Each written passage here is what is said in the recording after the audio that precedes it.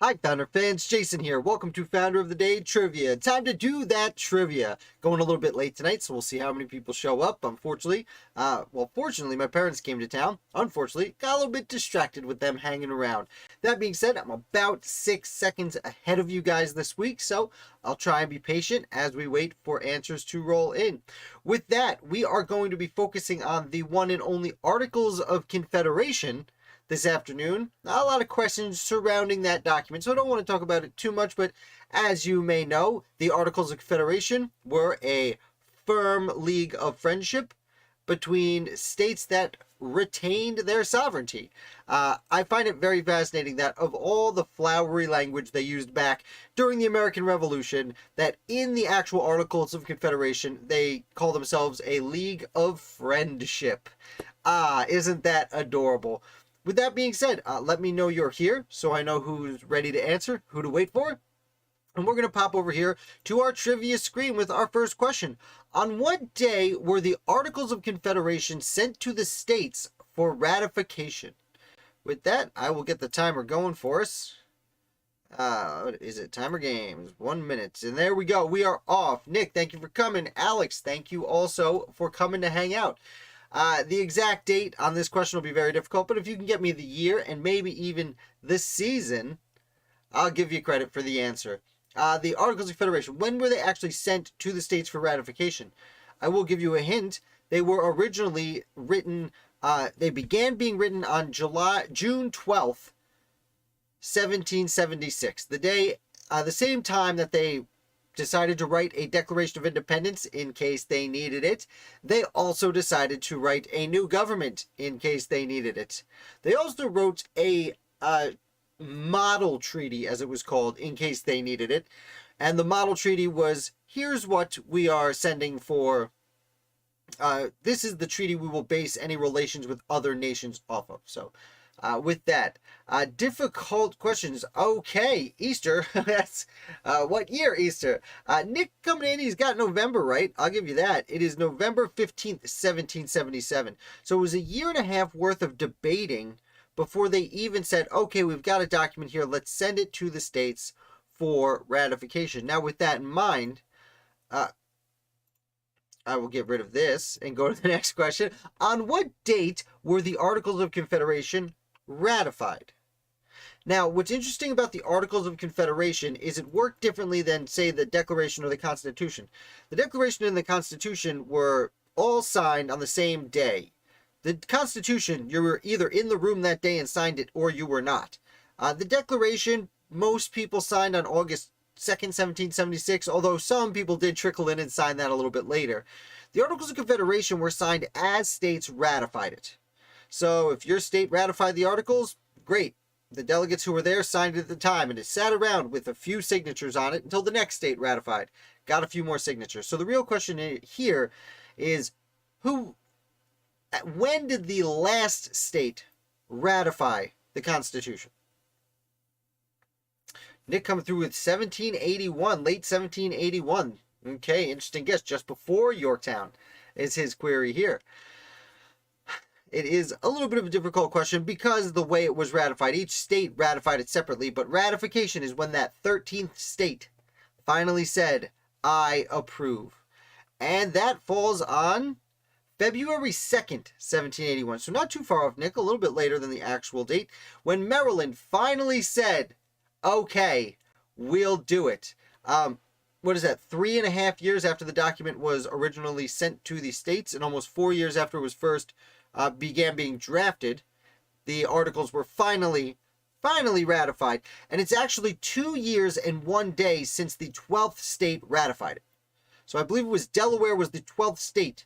And the articles sat around for 2 years and 1 day waiting for that last signature from Maryland.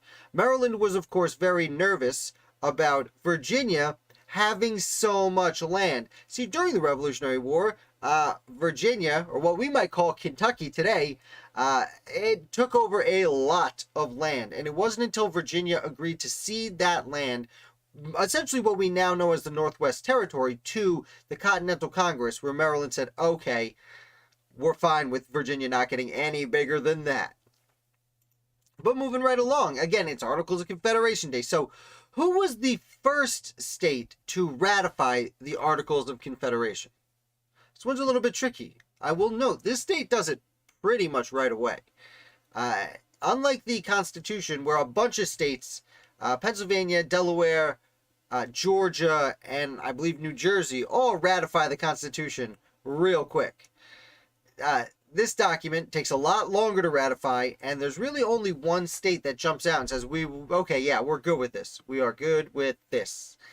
Who was it? Oh, I forgot to start the timer. Okay, well, there it is. Jesse, thank you for playing. Coming through with Virginia. Very interesting guess. It does make sense in a fashion, because as we know, later Virginia, excuse me, during the constitutional ratification process, later in the 1780s, Virginia was very heavily anti-federalist. It was a very close debate over the U.S. Constitution, because many Virginians knew how powerful Virginia was, and they didn't want to cede their power elsewhere. Nick, Connecticut makes a lot of sense. The smaller states also were very much like the Constitution under the Articles of Confederation, were very excited to at least have some kind of agreement with these other bigger states for their protection and financial benefit. Though the Articles, as we said, does continue to give these individual states their, quote, sovereignty. They were essentially separate countries under, again, what the Articles call itself, a firm league of friendship. With that, time has expired, and I will unveil that Jesse was correct. It was Virginia in December 16th, 1777, just a month after the Articles were sent out for ratification. There wouldn't be another state to ratify until the following February, where 3 states all ratified in rapid succession. Here we go. Moving right along. Question number the 4th. How many articles are in the Articles of Confederation? Get the timer going, don't want to forget again. So, it is called the Articles of Confederation. Now, to be fair, most governing documents have articles. The Constitution itself has plenty of articles. Article blank, section blank, clause blank. You've heard it. Well, the Articles of Confederation had articles. And I'm interested to know if you know how many there were. I'll give you a hint. The first one is the style of this. I can't quote it. But it basically says, we're calling ourselves the United States of America. It's one sentence. The first article is one sentence. We are the U.S. of A. Nick coming through with a query at 12. Okay. Jesse, pulling the old, what's that show where you one up the guests by 1 point? What is it? Not Wheel of Fortune. Price is Right. Jesse, Price is Righting Nick by bouncing him up by 1 point. As time expires, I'm sorry, Nick, but Jesse again is correct with 13. Now, there doesn't seem to be any reason for this, like the 13 colonies, therefore we have 13 articles. It just seems to have happened that way. The Articles are a pretty basic document when it comes to a governing body, because they really weren't a government. They were more of a treaty. It was more of a NATO than a Great Britain, if that makes any sense.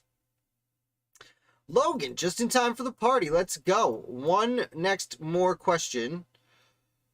What was the only place given pre-approval to join the Union?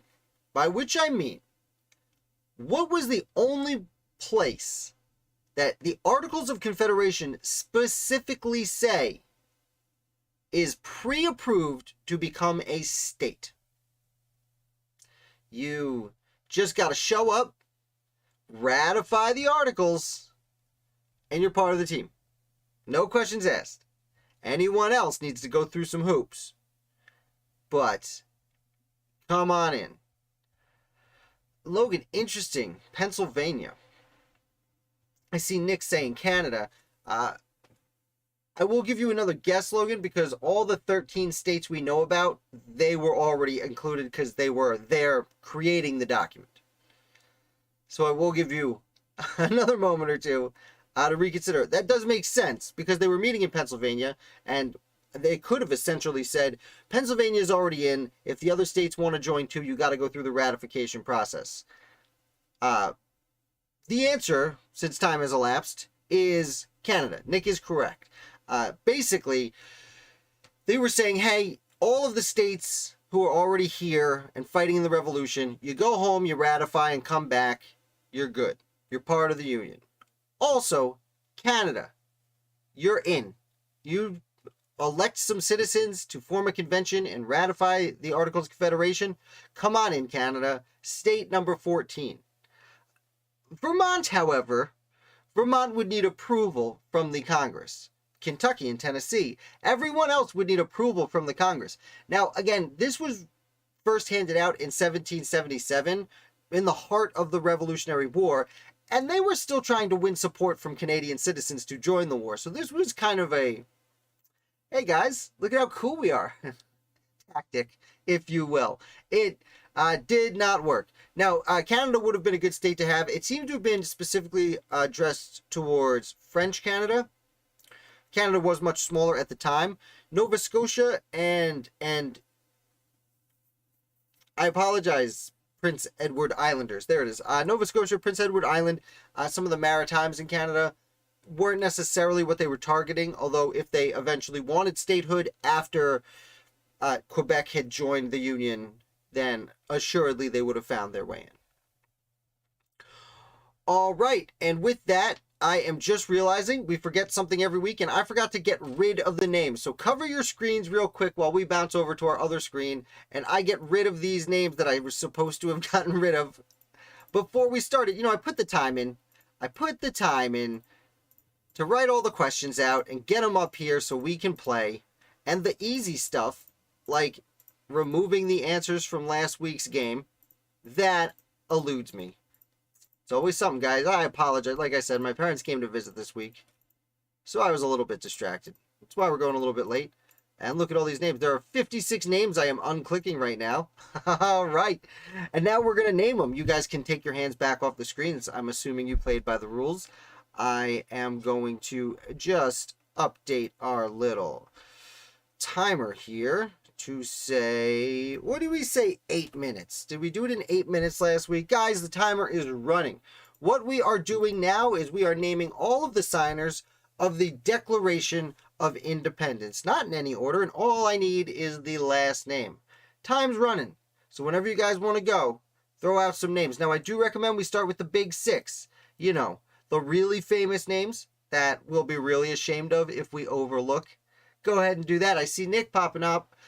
Hancock, Johnny Hands over here. Good place to start. He does have the most famous signature on the document. Nick coming out with Reed. Where's Reed? Alphabetical here. We got Reed. We got Adams. Logan. I forgot to say, one at a time, friend. One at a time. Because that's a lot of names. But we'll go through them. Adams. Adams is two. Adams and Adams. Okay, we got Rodney. Where is he? Alphabetical. This is why I asked you to do them one at a time, because it takes me a second to scroll through and get them out. Walton for sure. There he is. Lyman Hall, absolutely. You got a few of them there, don't you, Logan? All stashed up, ready to go. Button Gwinnett. All right, you got Georgia. I'm assuming you're from Georgia, or are you just a fan of Georgia? Adams, we got Franklin. Did we get Franklin? We got to get Franklin. Yeah, we got Franklin. Tommy Jeff. Absolutely, the guy who penned it himself. Hancock we got.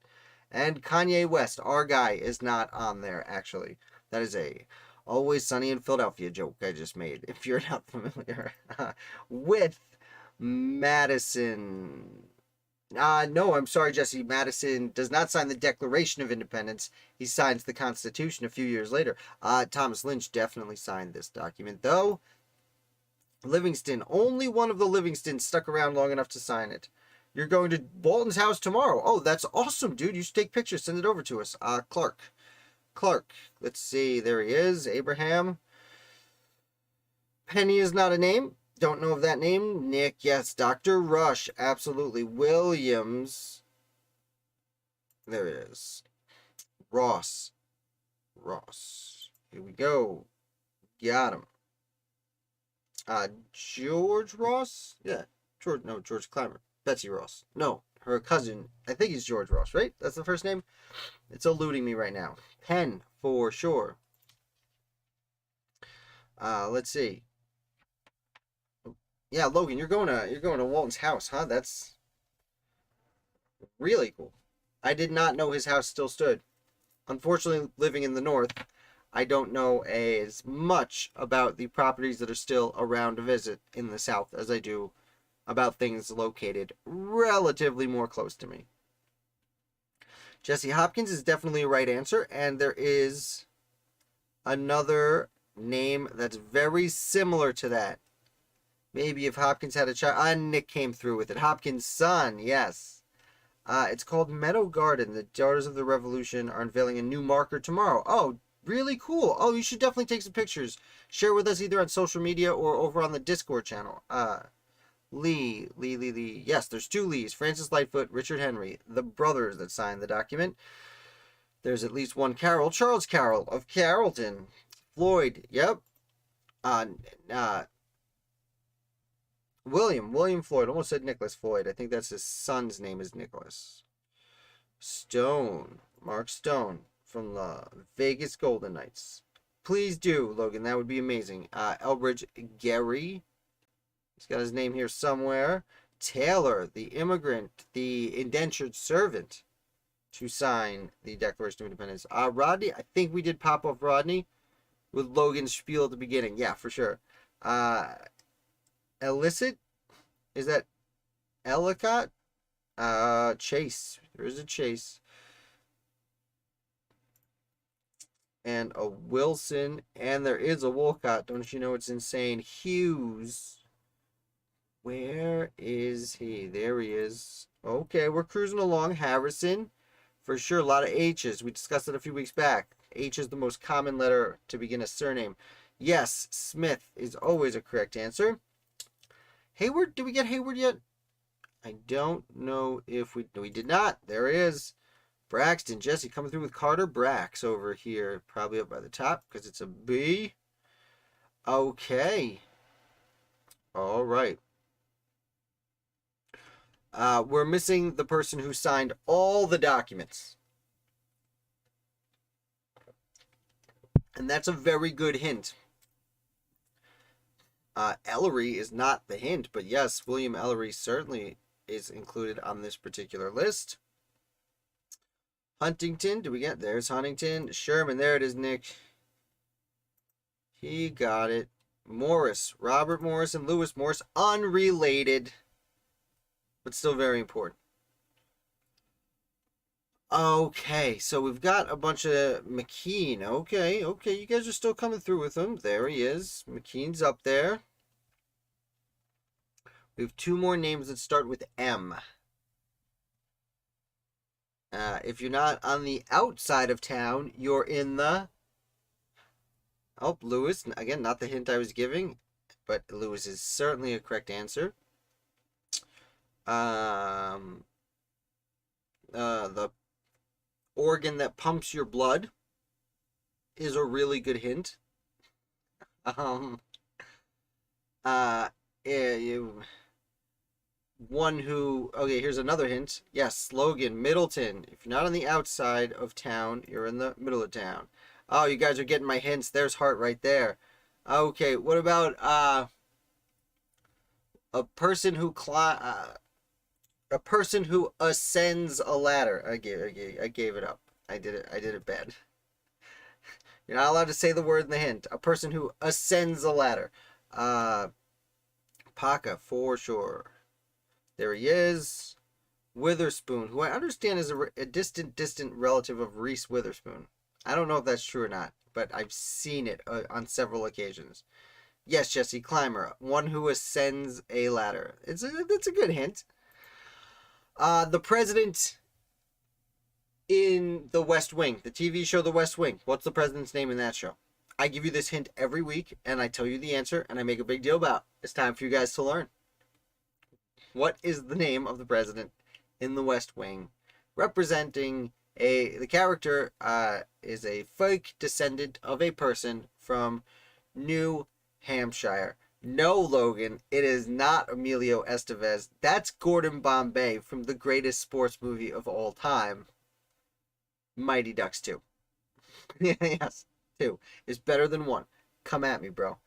Rutledge. Oh, yes, as we're running out of time, Rutledge is certainly a correct answer. There it is, Nick Bartlett. He's been paying attention. Josiah Bartlett. Um, the salt guy. Another hint, when things hurt. We got. And I am out of time. Now you guys are about 6 seconds ahead of me, so if you pop out another answer here, Nelson, I'm going to give them to you. Yes, Jesse, Nelson is the correct answer. Nick, I'm pretty sure we got Reed earlier. I'm pretty sure you're the one who said Reed too, but that's okay. With that, time is up. I've let enough time go by for you guys to catch up. We did really good today. That's a lot of names on the screen. Out of 56, I'm going to count the ones we missed. 1, 2, 3, 4, 5, 6, 7. So that means we got 49 correct. That's a really good number. The ones we missed, we'll go over. Hooper, who I always forget about. That's one of the names I forget when I play this game by myself. His information's eluding me. Was it William Hooper? I'll have to come back to that. Morton, another guy who information eludes me, from Pennsylvania. I guess I should unclick it. There's Hooper. We got Morton, Pennsylvania, kind of a middling player who was, I believe he's one of the guys who came in after independence was declared, but before the document was signed, because he was extra radical. Nelson, Thomas Nelson Jr. from Virginia, was important early on. He had his own little Yorktown Tea Party to kind of support the cause up north. Payne, Robert Treat Payne from Massachusetts. He had actually, John Adams, in crowds like ours, fairly famously defended these soldiers accused of crimes in the Boston Massacre. John Adams was their defendant and got them off.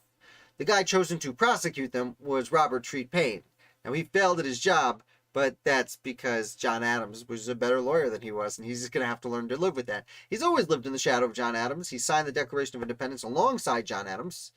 And then when Adams was sent overseas to do real hard work, Robert Treat Payne stayed around and did work back home. I don't want to talk trash about the guy.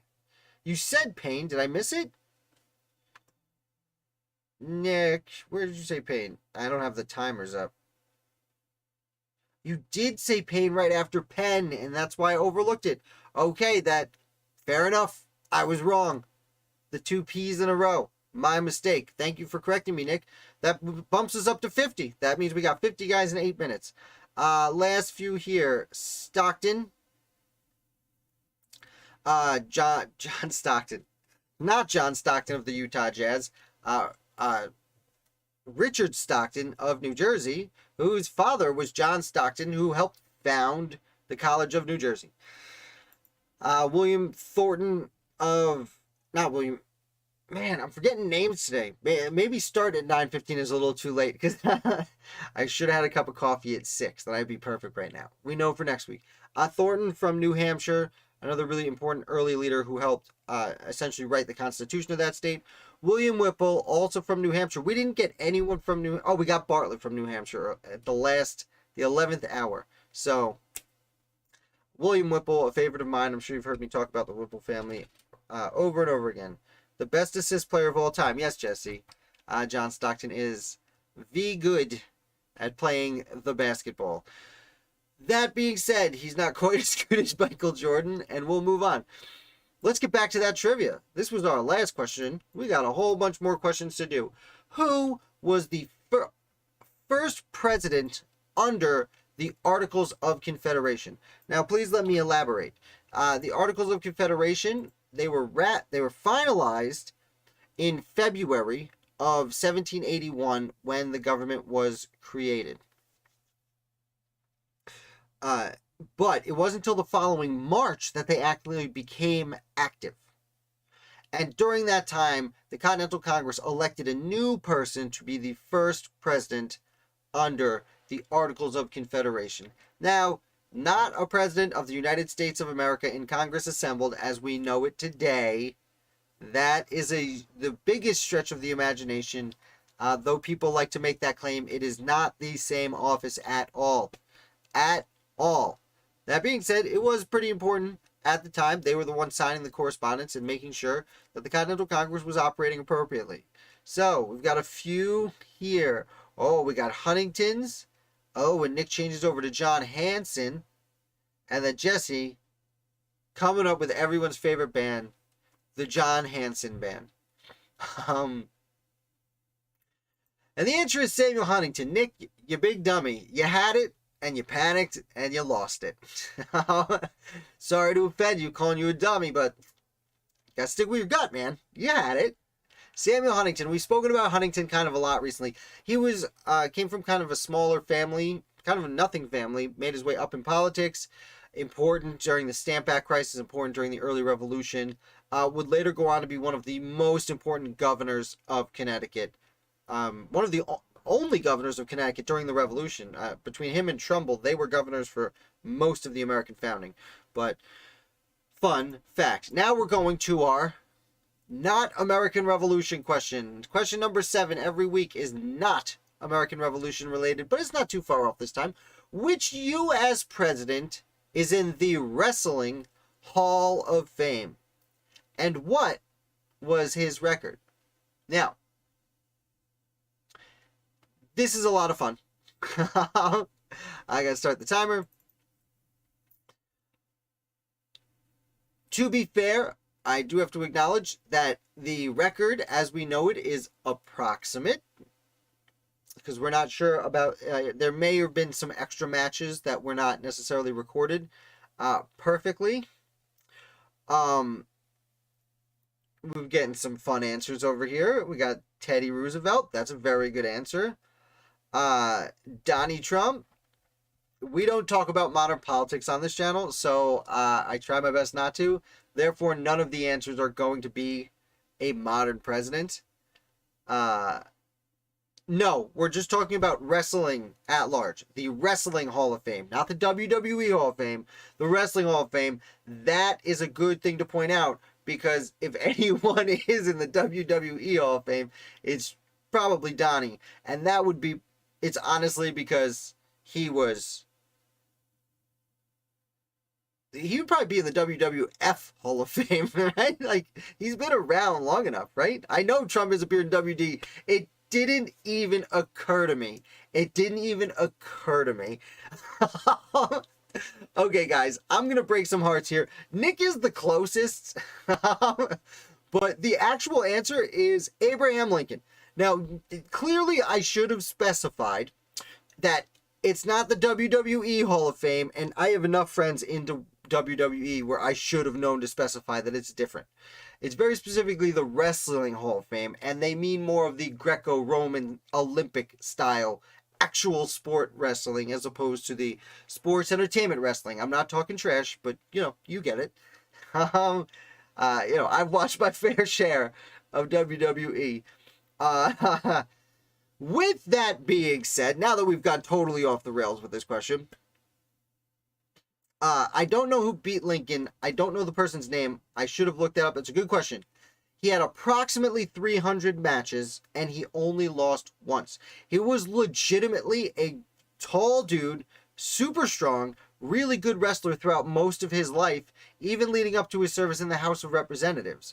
Not necessarily by the time he's that old. He was in the, by the time he was president, he was a little bit too old to be doing all that wrestling. But I don't know who beat him. I didn't look that far into it when I did see this fact stumble across my table. Again, I had heard it in the past, and I came across it this week, and I was like, there it is. Yeah, listen, Jesse, it would be 299 and 1. But as I said, the 300 is an approximate number, and I wanted to make it look sexier, so I put 300 to 1. It says he has approximately 300 matches, and he definitely only lost one. Allegedly. But he's in the Wrestling Hall of Fame. This is a lot of fun. Things have gotten further out of hand than I anticipated it. And we are going to move on because, in hindsight, obviously, I forgot how often Trump was in WWE. I forgot how crazy the world is. That there's a chance that the actual president could be in the WWE Hall of Fame. Wouldn't it have been awesome if Lincoln dodged a bullet and put a hold on Booth? Yeah, you don't really dodge things when you're blindsided, if we're being honest. Let's move back to the American Revolution. We've gotten a little bit off topic here. Which state had the most signers of the Articles of Confederation? Going back to the main topic of the show. The Articles of Confederation. Which state had the most people actually sign the first government of the United States? Good guesses. Let's hear some guesses.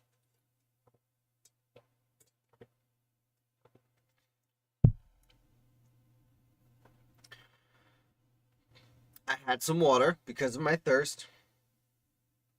Georgia's a pretty good guess. Logan, I will grant you, Georgia is a very good guess for a question like this. Nick, Massachusetts, also a really good, very good, not so bad guess. Now I'm getting in your head. Now that I've gotten you so many times. I called you out before to go with your gut. It's a pretty good guess if you want to stick with it, right? And with that, it looks like people just got a little nervous, doesn't want to give us an answer. Well, let's go. It is Massachusetts with a full 6 people. John Hancock, Sam Adams, Elbridge Gerry, Francis Dana, Lovell, and Holton.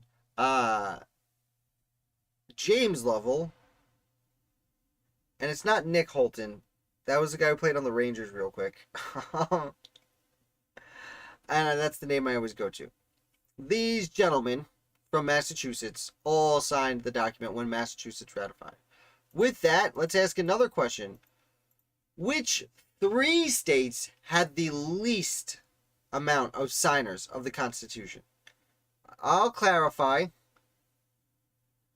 3 states had only 2 people sign the document. What are those 3 states? Logan, my thoughts on 1776, the musical. I saw it, I'm assuming off Broadway, on a school field trip, probably in middle school. I'd be surprised if it was elementary school, but it was early middle school. And I don't remember most of it. I remember where I was sitting and being able to see the stage. But it was before I was too particularly interested in history. At that point, I was more interested in the music itself. Music was pretty good as far as I remember. Surprisingly, I haven't seen it again since. Despite doing this for the last 4 years. You're one of the few people to quiz me on that. So I guess I'll have to look it up. And with that, time is expiring. New Jersey, New Hampshire, and Maryland. You are all wrong. Jersey with Witherspoon and Scudder, New Hampshire with Bartlett, there he is again, and Wentworth, and Maryland has Hanson and Carroll. Maybe I will. I will watch it. Logan's saying I should do a reaction, as you can see on the other side of the screen. Do a reaction to the 1776 musical. The problem is you have to get rights for things like that to show them online, and I am not anywhere near where I should be. I should look at the lyrics of 1776. I'm actually, I didn't love, you know what? Why don't we get through the final question, and then I can respond to that a little bit while we talk about it. With that, today's final question is, which 5 founders signed both the Articles of the Confederation and the United States Constitution? Give me their last names. Who are the 5 people? As for the reaction videos, like I said, you can't, I think if something's up on YouTube, I can react to that. Reaction videos have always made me a little nervous. I feel like I'm leeching off other people's content as opposed to creating my own. And I don't feel great about that, although I watch them, and they get views, so we could discuss it. Also, I started doing the lyrics of Hamilton last week, and I didn't love how it came out. It's the first thing I've done that I didn't love how it came out. I think it's better off doing things like that one song at a time instead of packing them all in like that. Just me. Let's see. And with that, we have run out of time. And we have a bunch of good guesses. William Few's a really good guess, actually, Logan. But he did not sign the articles. And it looks like Jesse's really killing it tonight.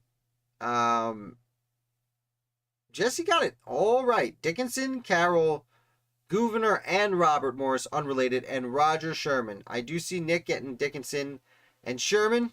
Well played. The other ones are more low-key people. Sherman is the only person to sign all 4 major documents of the Revolution, if you include the Articles, Constitution, Declaration of Independence, and the Continental Association, which was a result of the First Continental Congress. After that, Robert Morris is the only person other than Sherman to sign 3 documents: the Declaration, Articles, and Constitution.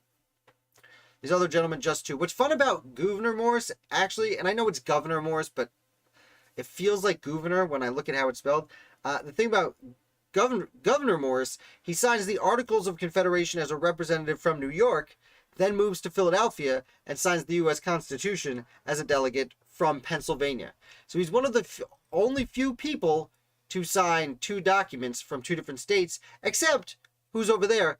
John Dickinson, who signs the Articles from Delaware and then the Constitution from Pennsylvania. So as I was talking about Governor Morris, I was like, no, there's literally the other name is on the screen. What am I doing here? There we go. But we got it. And this, oh, by the way, this is Daniel Carroll, not Charles Carroll, who signs the Constitution, and not Charles Carroll of Carrollton, who is a different person in the same family, who signs the Declaration of Independence. I should also at this point give a shout out to John Carroll, who ends up being appointed the first Catholic archbishop in the United States shortly after the Revolution occurs. So there's that. With that, we have concluded our trivia. Everyone did a very good job, especially me.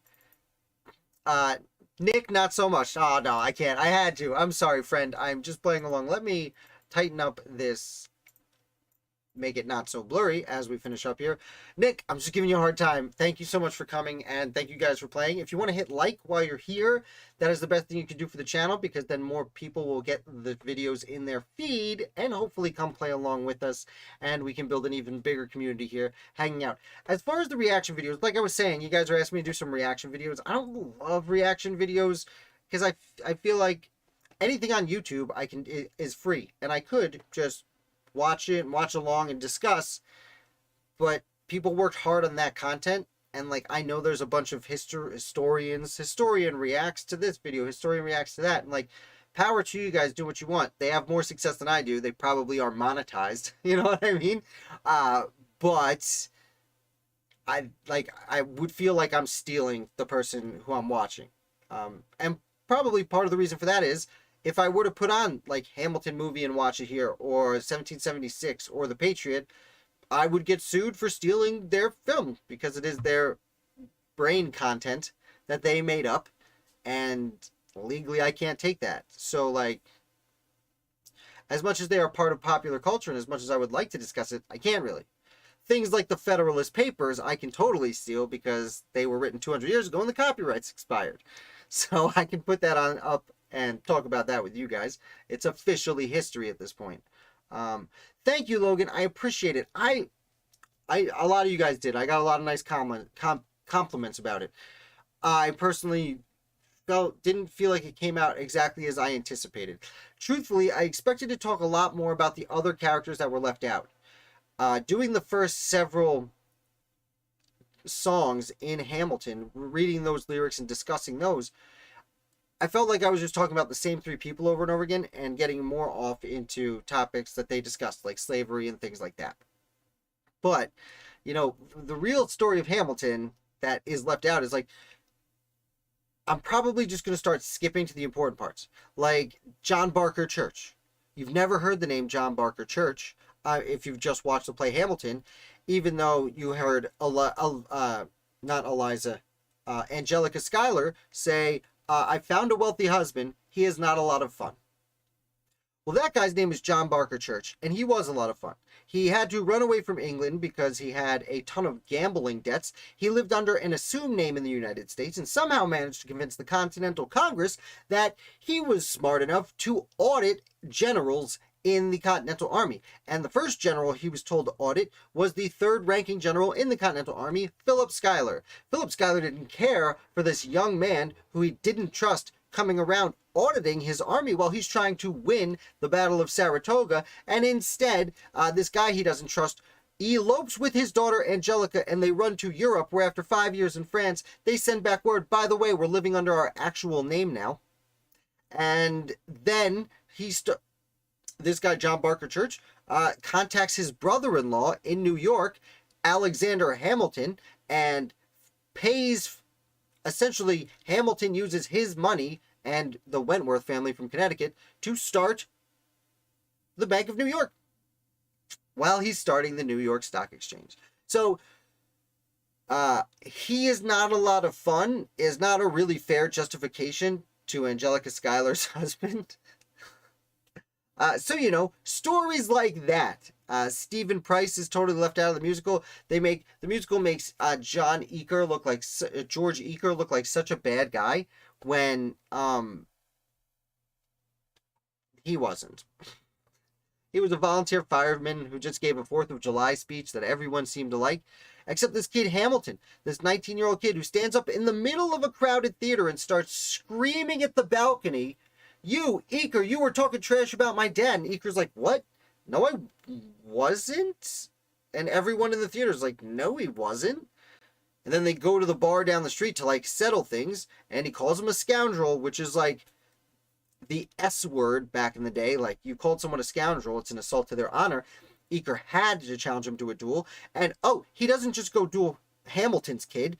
First, he duels the other guy that was there, Stephen Price. They meet on the dueling ground. They fire 4 volleys, so they fire 2 gunshots at each other each, call it even, leave, and then Eaker's got to wake up the next day to go deal with this loudmouth kid who thinks he's so cool because his dad started some banks, and, well, Eaker was done with it. And Ed wins the duel. Oh well. Sorry, Hamilton fans.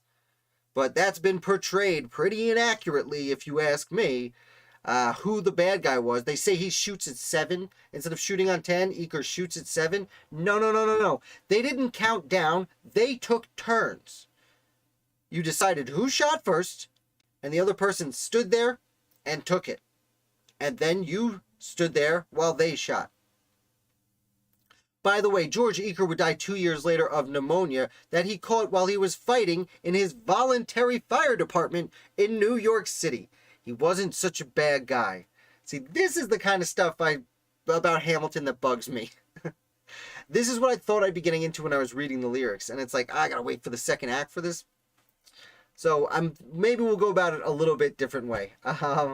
What about the Mount Vernon channel? Trust me, give them credits. They'll love someone who's promoting their content. You mean like General George Washington, who's walking around the city talking to people? I do love that, but again, I would just be watching their content on my channel. I could try and drive people over there, but they work hard on that. Have I ever been to Independence Hall? It was one of my favorite places to visit. Yes, Logan, I have. Okay, Logan, this is something I meant to start doing with COVID. So what Logan's saying is over here, why don't I visit some places, some historical sites? Let me take a sip of water. It's actually something I planned on doing when COVID hit. That was my summer plan. Now, for your first question, Independence Hall. Yeah, I've been to Independence Hall. If you guys go to Philadelphia, make sure you're there on a Saturday night, and make sure you go spend the extra money. It's a little bit of money for a ticket. It's probably $50-$60 for a ticket. I don't really remember. It was a while ago I went. But make sure you go to Independence after hours, because there's a room full of people that, most of the people there are like you, going to City Tavern, which is essentially a replica of the tavern they ate and drank in at the time. You're in a room with just the people in this special group. You have certain characters from the Revolution come in to hang out. and talk to you. You order old-timey recipes, and you order, like, you can order Washington's beer recipe, Jefferson's beer recipe, if you're a beer drinker, for example. And then you are brought over to Independence Hall at night. And it is, I don't want to give it away because it's worth it, but you meet some more characters there, and usually, my understanding is Independence Hall has three groups of 80 people walking through it at all times. And in this, you do this special after hours thing, you're there with a group of like 30 people, and you have the whole building to yourself. Like, I actually, like, be honest, the character actors there are very good that you meet, but I knew the stories they were talking about, and I actually got permission from the tour guide to just walk back into the last room, and I actually got to kind of stand in the room where they signed the Declaration and the Constitution by myself. And it was one of the most incredible moments of my life. So I highly recommend that. Now, as for visiting historical places, so like there's lots of people doing great jobs in like New York and Boston and Philadelphia. And I can go to my social media, Instagram, follow my friends there. There's a bunch of them. Names are escaping me now. Kyle Jenks, Miss Q, with the Patriot. Oh, I'm so embarrassed. I'm forgetting the names eluding me. Patriot tours there. There's the Revolution 250 in Massachusetts. There's just so many people doing such great things. So what I was actually planning on doing, and I'm considering doing it this year also, was visiting some of the smaller sites. Like, I used to live in Albany, New York, for example. And who gives a crap about Albany, New York, right? Well, you know, if you like Alexander Hamilton, that's where he got married, in the Schuyler Mansion. I'm become friendly with Jesse Sir Filippi over there at the Schuyler Mansion. There's a world of American Revolutionary history in the small city of Albany, New York.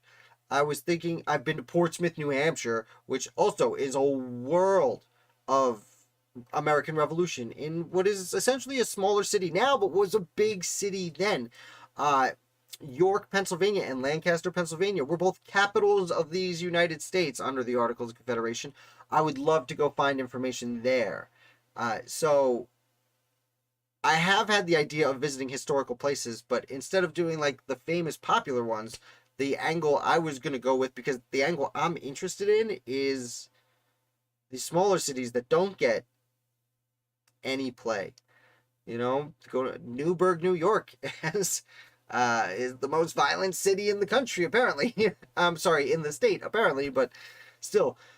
I also live in the Northeast, so that does limit me to a degree, but like, I could go to New York City. Like, my parents are on Long Island. I got to drive through New York City to visit my parents anyway, but people are there. People are already doing that.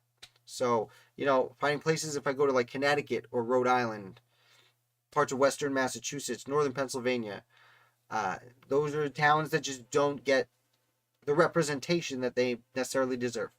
So, if that is interesting to you, I hope, because that's what I was planning on doing. Like I said, I would, if you asked me this time 2 years ago, I would think I'd be going on year 3 of small cities in the American Revolution. Audrey, that'd be fun. 1776 recreates the room perfectly. Yeah, it's great. The movie recreates Independence Hall so well. Yeah, okay. You know, I don't know if I've ever seen the movie. I just saw the play that one time. Audrey, I have done Long Island. I will do parts of Long Island. Also the Setauket tour. The Patriot Spy Tri-City. I can't remember anyone's names. So many people have been nice to me, and I'm forgetting all their names. But there's the Spy Tour, the Culper Spy Ring Tour. Awesome. You can actually do it on kayak too, which is fun. Yes. So I will do parts of Long Island. I was actually just talking to my spouse about, okay, maybe I should reach out to some people like I was planning on doing years ago to see if there's any place that would like me to come hang out. I know, like, there's one place in Connecticut that would be interested. The chocolate maker. Why is every name eluding me right now? You know what? It's because I got through trivia and I started late. I'm gonna take a quick sip of water. And with that, guys, I think it is time we call it a night. You guys are amazing. I do appreciate all of your support, especially tonight. We've got a bunch of people hanging out, so maybe going later is right. Maybe I have a cup of coffee at 6:30, and we start killing, rocking trivia at 9:15. It seems to be better for some people. Turn is a great show. Audrey, I totally recommend it. Absolutely. Ever come down to South Carolina, Georgia? I will take you up on that. There are a lot of places I hope to visit. I don't see myself traveling very far very soon. I'm more of a take it by automobile than pass it by in an airplane kind of traveler. That is not supposed to be a judgment of anyone. That's just my preference. So, with that being said, thank you for coming. I'm going to be gone. I don't know if I don't believe we'll be doing a video. Like I said, my family is visiting this week, so I'm a little occupied. I also have a birthday on Sunday. Happy birthday to me. So I'll be a little occupied that day as well. Excuse me. What I always get for my birthday is to be left alone for a day and play video games like I'm a child again. So I'll be doing that on Sunday. With that out of the way, I'll be back next week. I'll be back on Tuesday with our founders. What's the word? I can't get it out. I need to have a cup of coffee if I'm going this late. We have learned a hard lesson today. I can't remember anything unless I'm 2 hours removed from a cup of coffee. Thank you, guys. It's very nice of you to say. I didn't mean to say it. It just kind of came out.